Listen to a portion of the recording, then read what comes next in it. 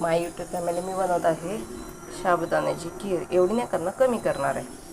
आणि ह्याच्यात मी बघा खोबरं, बदाम, काजू मस्त फ्राय केलेत तुपामध्ये आणि त्याच्यात मस्त पाणी टाकले मी.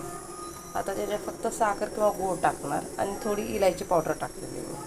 आता साखर किंवा गूळ टाकून मग ही साबुदाण्याची खीर करणार. आज माझा पचका झाला. आज माझा हा पचका झाला. मला वाटलं आज संकष्टी मस्त म्हणून मी साबुदाणा भिजू घातला, पण नंतर कळलं की आज संकष्टी नाही. मग कळलं आषाढी एकादश आहे. तर एकादश पण होती आज, ती निर्जर एकादश होती. मग काय खीर बनवा. अशा प्रकारे खीर बनवते. कोणाकोणाला आवडते नक्की सांगा मला कमेंट करून. आणि कुठून बघते हे पण सांगा. आता मी तयार झालो, दाखवते.